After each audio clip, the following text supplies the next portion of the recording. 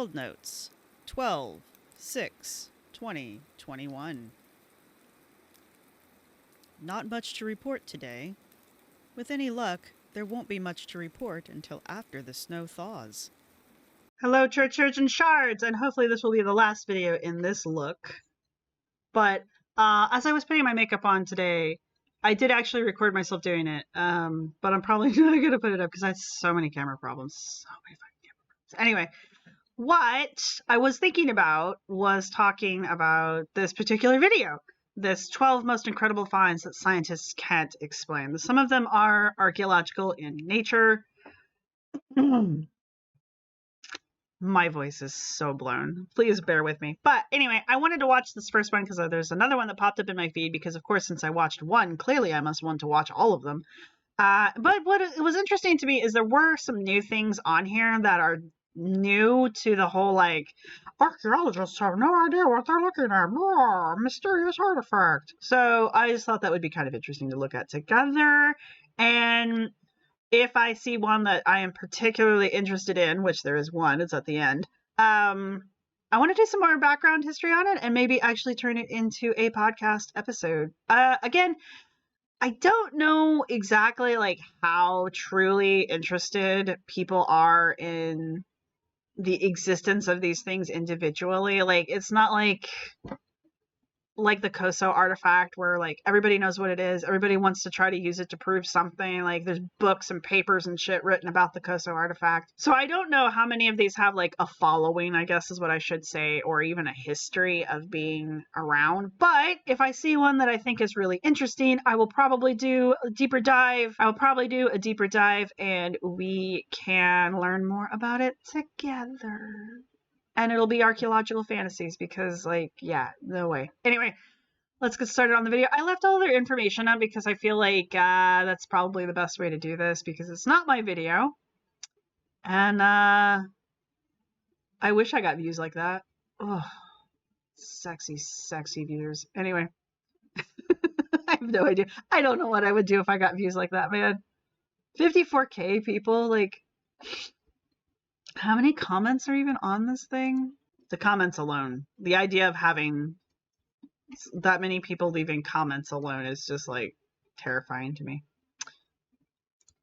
We love a good mystery. As fascinating as it is when an archaeologist pulls something out of the ground and is immediately able to tell us all about what it is and what it says about the people who came before us, we are much more excited when they come across something they can't explain. Even with all our current technology, the amount of information we're missing about our ancestors and the way they lived is startling. Perhaps we'd understand them a little better if we correctly understood the purpose of the strange artifacts you're about to see. Can we just, like... That was an actual dig. That was actual archaeologists doing an actual dig. And now it's Indiana Jones. How many of you people even know... How many of you people from the younger generations, you all whippersnappers, how many of you even know who the hell Indiana Jones is? Like, seriously.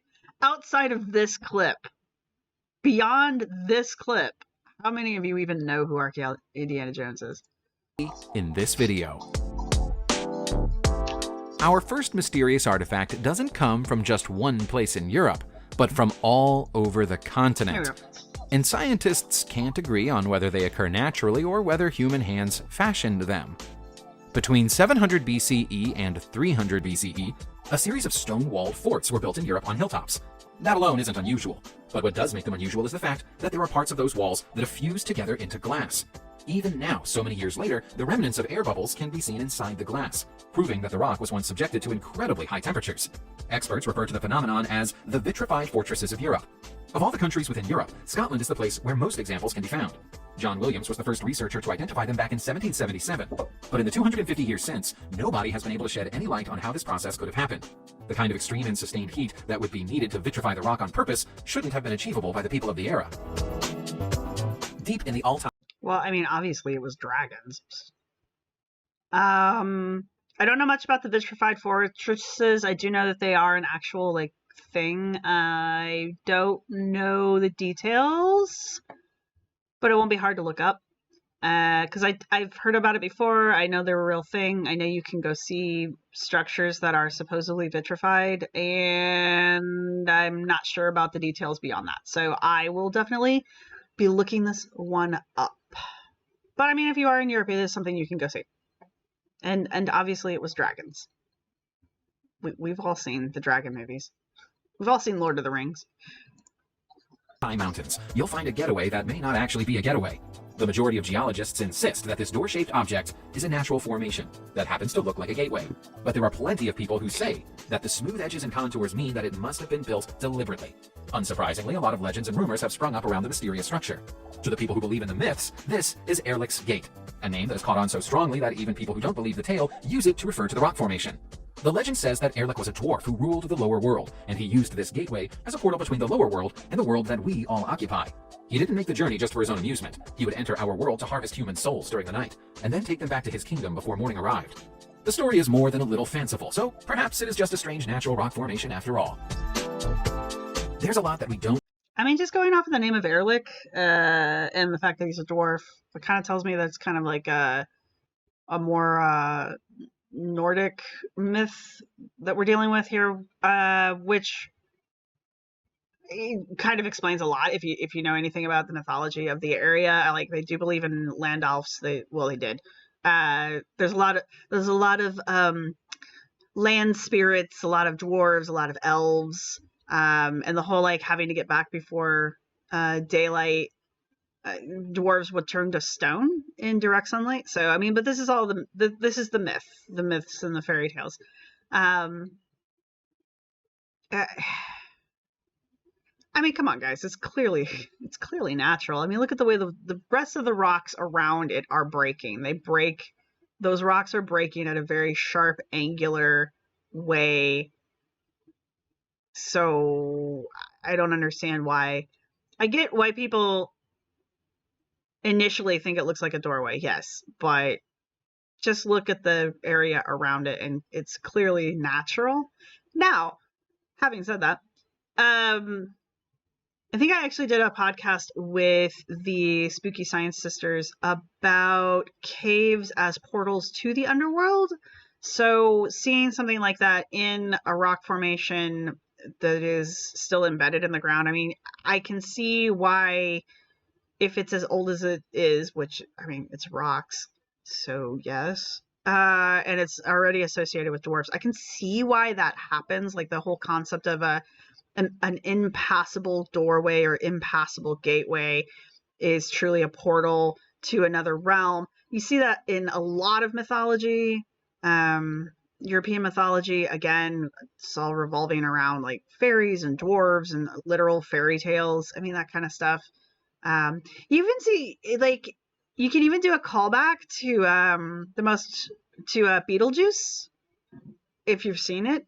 There's a point in Beetlejuice where the two ghosts, the couple that has recently passed away, they need to get to the underworld so they can register themselves. And to do that, they had to draw a false door in their brick wall with a piece of chalk. And then they had to knock 3 times on the false door that they created. And then the door opened and allowed them to pass into a new world. So it's a common theme that we see even in the modern era, because it's a neat idea. Like, how many of us really thought that we could, like, I don't know, walk through a tree if we drew a door on it? I mean, maybe I'm crazy, but I had a good time playing in the woods is what I'm saying. Anyway. Know about the Mexico of pre-Columbian times. But quite high on the list of mysteries is how and why the Mesoamerican Indians chose to make so many complicated structures out of obsidian. Obsidian is a form of volcanic glass that's exceptionally difficult to make sculptures out of without breaking the material, even by modern standards. But apparently our distant Mexican ancestors had no qualms or difficulties about working with such fragile rock. Some of the structures they made defy explanation. This ornate monkey sculpture is easy enough to understand, but what do they mean by sculpting something that so closely resembles a compact disc? And what are these cylindrical items? Okay. This is one of the points where this video just kind of like low-key pisses me off. These are ear spools. We use them today. I'm sure you have at some point seen someone who has plugs in their ears because they're stretching their earlobes. I'm sure you have all seen videos of someone, a living modern person, who has a giant hole in their lip that they keep stretching out using gauges. It's the same damn thing. That's all you're looking at. I mean, they're cool. They're obsidian. They're made out of obsidian, and they're probably kind of heavy, I would imagine. Which means, I mean, they're probably really cool just in general. Obsidian's really pretty. But they're jewelry. You're looking at body jewelry. Why is that so hard for people to understand? Why can people not make connections to the past? It just blows my mind. Anyway. If they're not spools, similar to the type of device you'd find in a modern sewing machine.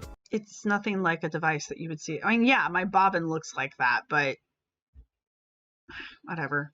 These ancient artifacts were made without the use of... And these are... Why do people have such a hard time with this? There's even depictions of people wearing jewelry where it's a large circle with other beads and such around it that is being worn. Gorget? I believe they're called gorgets. It's an incredibly common type of jewelry that is worn by not just this culture, but by other cultures around the world. Because one of the easiest geometric shapes to make is a freaking circle. Anyway. Any power tools or a lathe, both of which would be required as an absolute minimum to achieve this type of precision today. And that's a flat out lie. What he just said is absolutely a flat out lie. I have friends who work obsidian to this day with what would be considered primitive tools. It is difficult because obsidian does break very easily, which is one of the reasons why it was used in weapons.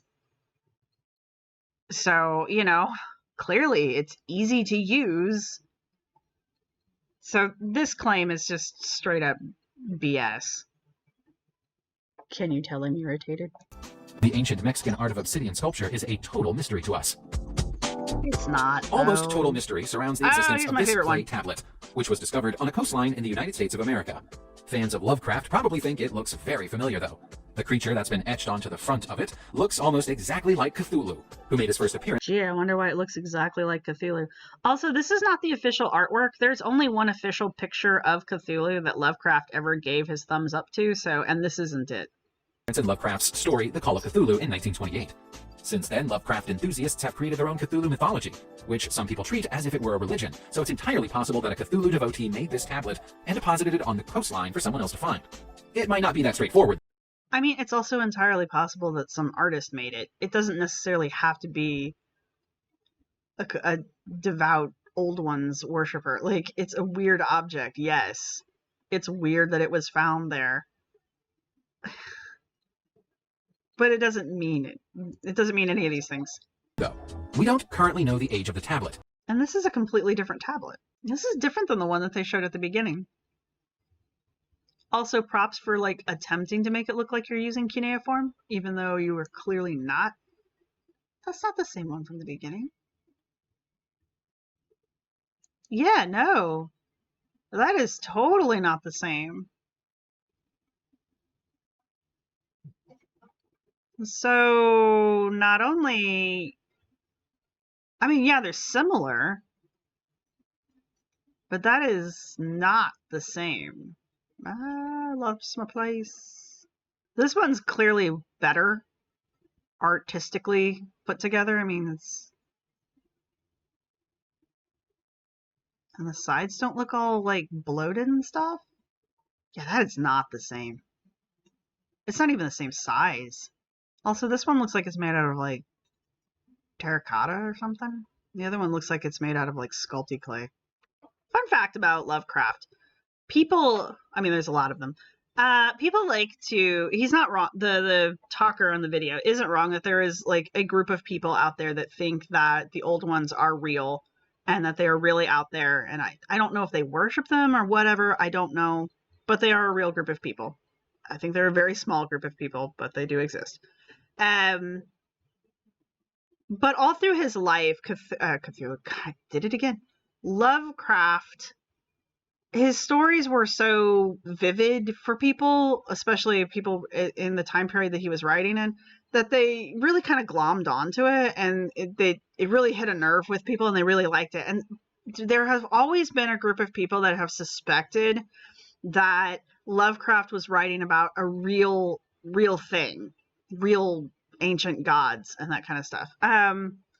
If you read a lot of Lovecraft, especially like read across the timeline, like read his early stuff and then read his middle stuff, read his stuff chronologically, you can literally see the development of the idea of the old ones from his earliest writings all the way up to his final writings. And you can also see when the influence of his writing cohort starts to get into his writing, because he wrote with a group of people later on, and they all wrote about the same kind of stuff. They were all writing the same genre. They were kind of borrowing ideas from each other and using them in their own stories and kind of passing them around. And this was something that Lovecraft liked and encouraged. Another thing that Lovecraft would always do, though, is when people would come to him and be like, oh, we know you're writing about something real. Lovecraft never admitted. Lovecraft always said that his writings were his own. They were his own creation, and that he was not influenced by outside gods or anything. And it would have been really, really easy for him to kind of glom onto that and just kind of build off of it. Kind of like L. Ron Hubbard, but he didn't. And considering Lovecraft's ego, I don't think Lovecraft was capable of allowing people to think that his creation belonged to anything other than himself. Lovecraft had a lot of flaws, and that kind of is one of them. He's proud of his work, and there was no way he was going to try to pull one over on people, even if it would have made his writing more popular. He was proud of the fact that he created these ideas and that these ideas were popular because of his writing. My point is, people are projecting this desire for the old ones to be real. They're projecting that onto Lovecraft, even though he always denies it. He's never tried to say these things are real. Anyway. The only thing scientists know for sure about the giants of Mont Prama is that they exist. Beyond that, everything else is speculation and guesswork. The most popular theory that currently prevails regarding the origin of the 8-foot-tall sculptures is that they're a product of the Nuraghic civilization, who lived on Sardinia between 1800 to 240 BCE, when they lost their land to the ever-expanding Roman Empire. They left very little behind themselves in the form of written records, and unusually, there are few mentions made of them in the writings of any other civilization or culture. What they did leave behind, though, is their stonework, and the giant statues may be examples of it at its best. It wasn't until 1974 that the sculptures were found close to Cabras in the island's west, and they immediately puzzled the team that found them because of the large disc shapes that represent their eyes. Because ancient tombs were found close to their position, it might be that they're intended to be guardians of the dead. But yet again, that's just a guess. I mean, I don't know much about the Nuraghic civilization, but statues is statues, artwork is artwork. They're cool, but why are we flipping out about their eyes? Have you seen the Moai statues? Well, of course, everybody thinks those are weird too. Like weird, like Alien is weird. I'd have to do more research into the Nuraghic civilization in Sardinia. Sounds cool. Definitely on my list. But I suspect that it's just art. And yeah, if they're associated with the tombs, probably there's some kind of like tomb guardians, maybe. Maybe they're supposed to depict the people buried inside. But again, it's all guesswork. And there's no reason for these to be mysterious. Like, okay, anyway. Onward. To confuse us, we have even more questions about these statues from Jordan, which are more than 8,000 years old and were discovered at the Neolithic settlement of Ain Ghazal in 1983. The figures were close to 2 of the oldest temples ever to be found anywhere on the planet. The oddly designed sculptures are humanoid, but were made without arms and don't have any distinguishing features that would identify their intended gender. Perhaps the most haunting thing about them is their eyes, which are lifelike and thickly lined. Between the eyes and the strangely small ears, it's challenging to identify which race of people they're supposed to represent, if any at all. Some of the plaster sculptures are only 2 feet tall. Didn't he just say they don't have arms? What are you calling those? Like, this is what I love about pseudoscience and these kind of shows. They're made without arms. Well, that looks like an arm to me. Just saying. It's clearly got a body shape. There's your arms. You're just standing there with your arms in front of you. I think the part about this one that irritates me more than anything, because I didn't notice the arms at first, is the whole idea that everything has to represent, everything in the past has to directly represent something real.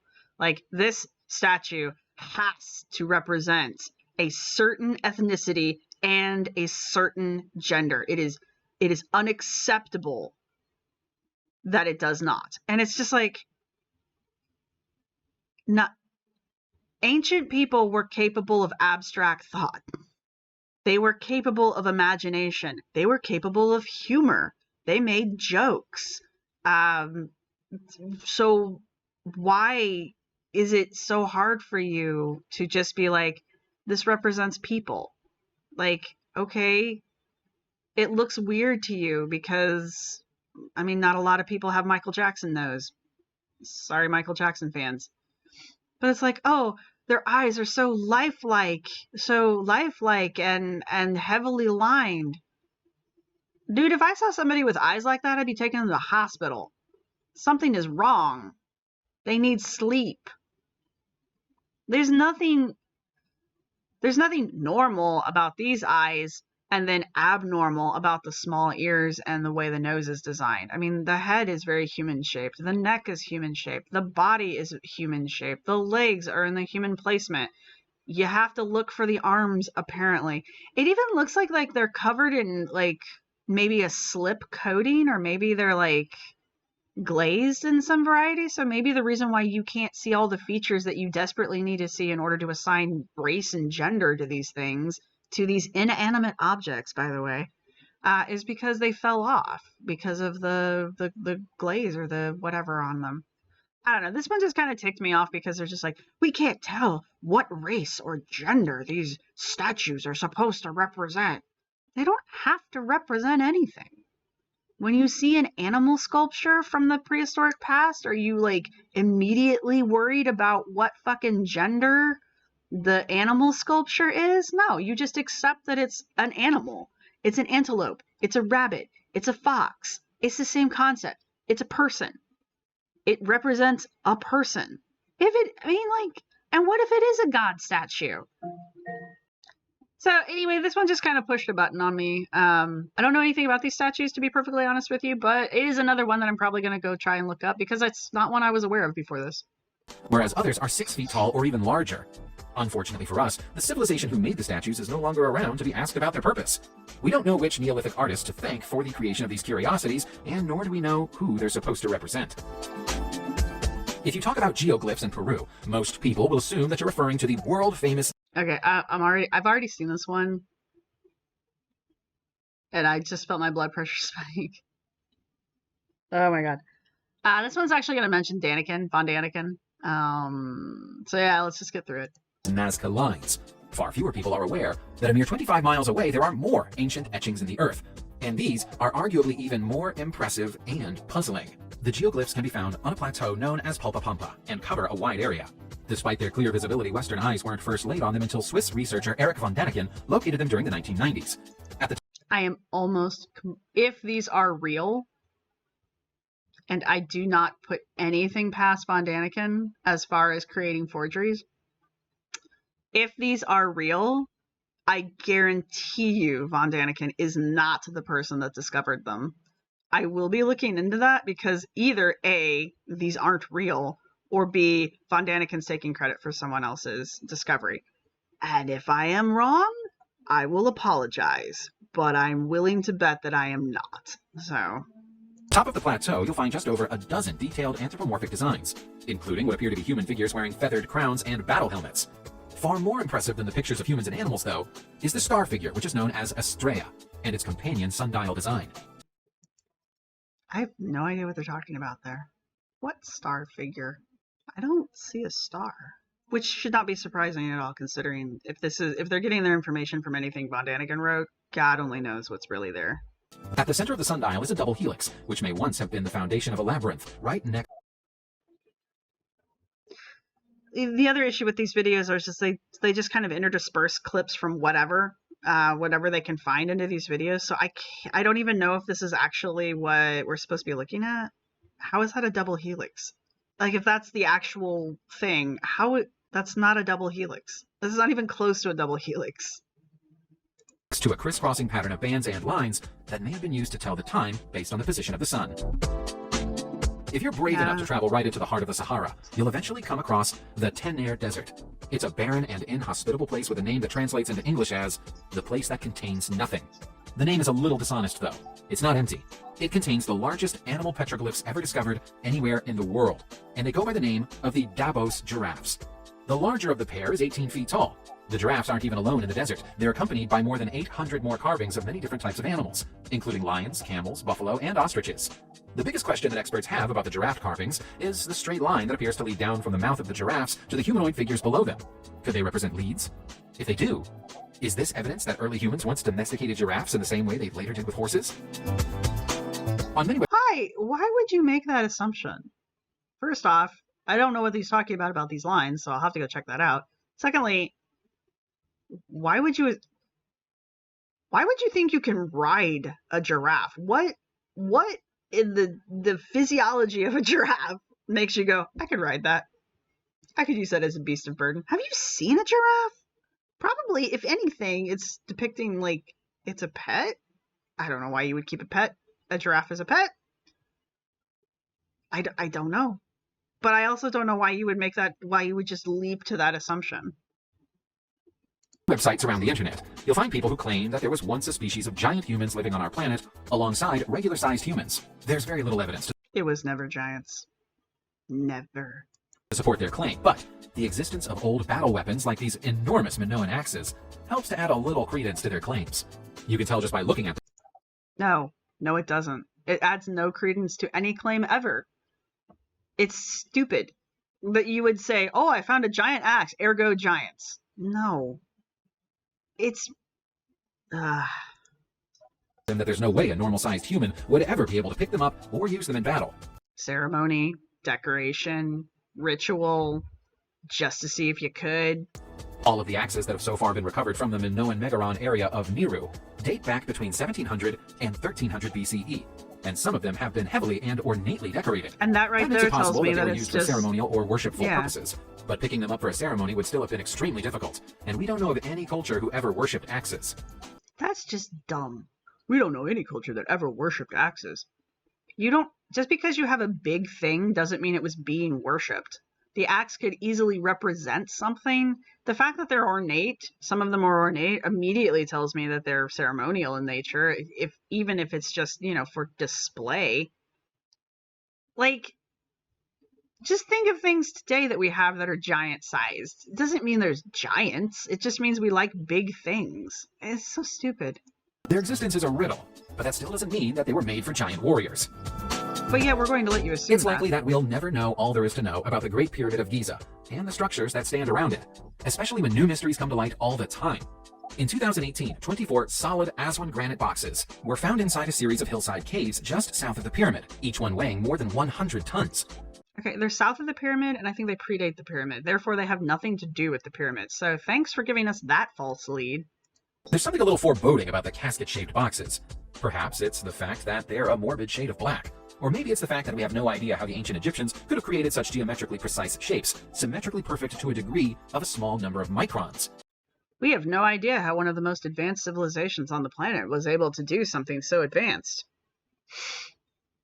Because clearly they've never demonstrated in any way, shape, or form how they're capable of doing geometric shapes.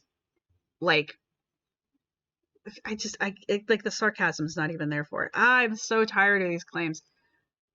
Okay, cool. They can make a right angle. Do you understand how easy it is to make a right angle? Go get 2 sticks out of your yard, 2 relatively straight sticks out of your yard, and put them in a cross formation. Congratulations, you just made 4 right angles. Do they think people are not capable of understanding what a straight line is in the past? Like, how dumb do you think people are? If our ancestors were truly so inept that they couldn't do basic geometric shapes, how the hell do you think we got here today? I don't even know if these things are real. The hieroglyphs on their sides offer no clues as to their purpose and may even have been added years after the boxes were created, as an early form of graffiti. The site is now known as the Serapeum of Saqqara. It is thought to date back approximately 3,300 years to the time of Ramses II.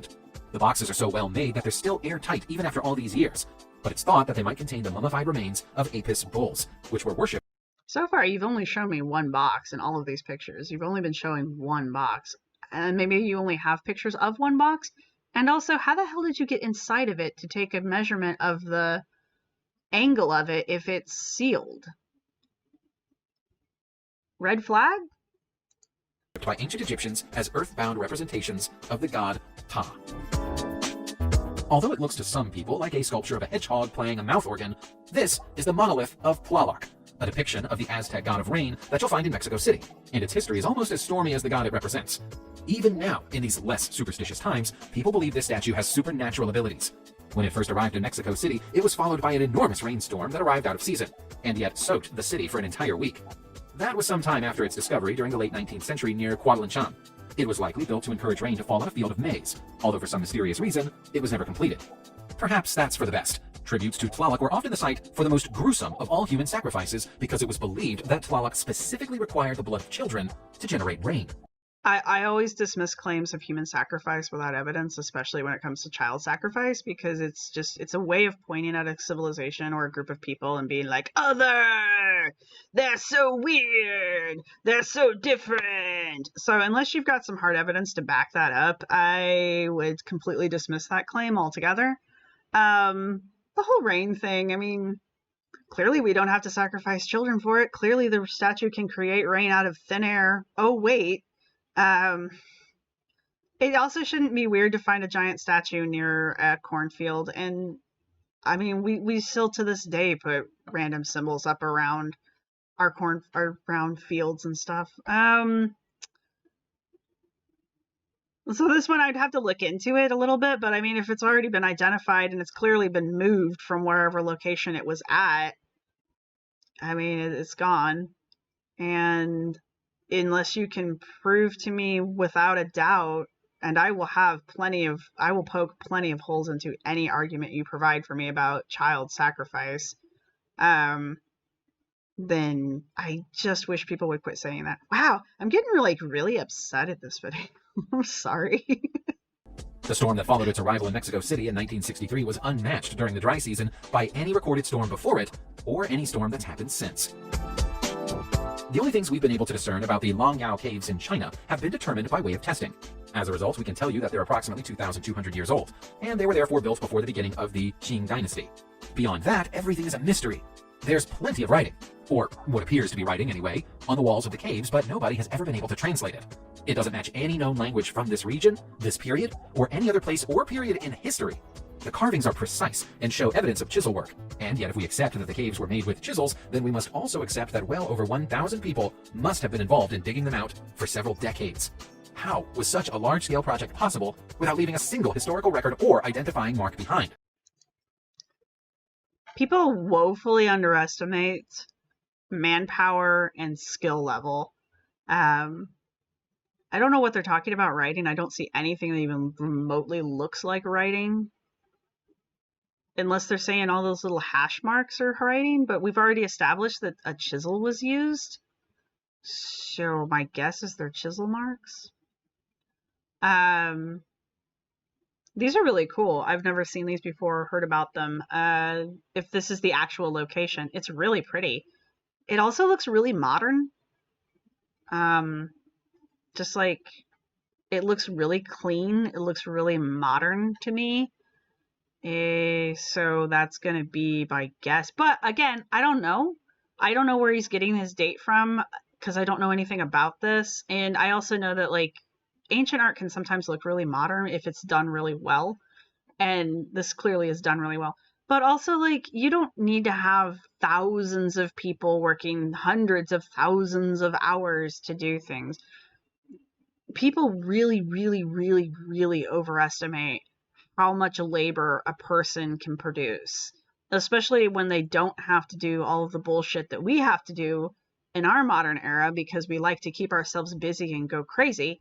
When you have more time to dedicate to a project, you're going to get a project done faster. I'm not saying one person did this, though if the art style is cohesive from one end to the next, at least one person oversaw the whole thing, at least in my opinion.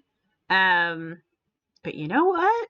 I might see if I can't find some really good pictures of this and send it to a couple people I know who are art historians and see what they have to say about it, because they are slightly more informed than I am. And I might be able to actually find something else out about it.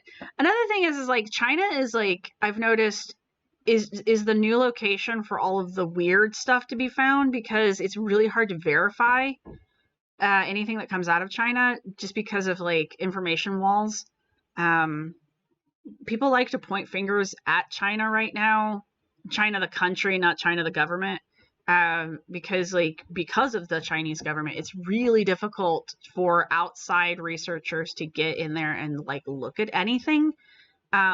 Which my opinion is like, that's China's right. It's Chinese land. It's Chinese history, whatever. It's their thing to fuck up, whatever. But it also makes stuff like this really hard to verify, and really hard to research. So I will be looking into this one because I think it's pretty and I think it's cool. And I really don't understand what he's talking about when he says writing. I don't see anything that even remotely looks like writing. But clearly you can go into it. It's lit. There's at least one ramp. I think in the pictures I saw another ramp. It looks like there's places for people to sit. There's barricades built up around things. So it's clearly something that people are meant to go into and look at, so it's open to the public. I don't know, so I guess what I'm saying is it can't be that weird. But I'll have to look into it and find out more about it and see what the internet has to say. And then I'll ask my friends about it because they'll probably know a little bit more than I do. I hope that's the end of this. I still don't know what he's talking about. Like, is he literally saying these clear swoopy lines? Like, that's not writing. Those are just swoopy lines. That doesn't even resemble writing. But yeah, you can see it's built out. It's meant to be gone into, and it's got support rafters and all kinds of stuff. They've got plants. Someone's put plants in. There's this very modern lighting. Which means if I ever go to China, I can go visit this place. Unless someone finally gets a handle on what the inscriptions might say, it's likely that we are never going to find out. So if you want to go to subscribe to this channel, please feel free to do so. The information's right here. And as you can see, there's already 2 other videos, and I'm like, I could totally do those.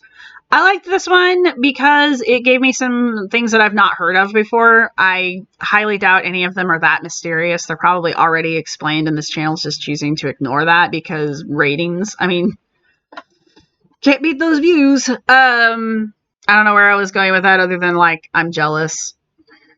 But I probably will look at some of their other videos just to kind of, like, get some ideas. And I'll definitely be looking over some of the locations and objects that were mentioned. Just because they're cool looking and I want to know more about them. And the Von Daniken thing, like, anytime his name pops up, I just immediately go, okay, that's full of shit. And I'm almost positive it is. So that one I'm going to look up just because I'm going to hate watch it. So sad to say. But yeah, I mean, I think most of these things are just not, I think most of these things are cool. I'm interested in knowing more about them. I don't think they're mysterious. I don't think they're unexplainable. I'm pretty sure they probably have some explanation already attached to them that this video is choosing to ignore. But some of these are really kind of cool, and I might actually end up doing some videos in the future or podcast episodes in the future about them, especially if I can find anybody who's like personally knowledgeable about them. That would be really cool, especially the ones about the ancient temples, just finding someone who maybe worked on that. That would be really neat. If you liked this video, please give it a thumbs up. If you got this far in the video, leave a Moai statue. I think they have an emoji for the Moai statue with the Easter Island head. And if you didn't like it, go ahead and give it a thumbs down. The world will never know. And if you want to leave a comment, leave a comment. I will try to respond to them as long as they are relevant to the conversation. And yeah, I hope you're all enjoying your Vlogmas season, Dirtmas season, whatever you do for the holidays season. If you don't celebrate the holidays, I hope you're having a good time anyway, and I will see you all in the next video. Ta-ta!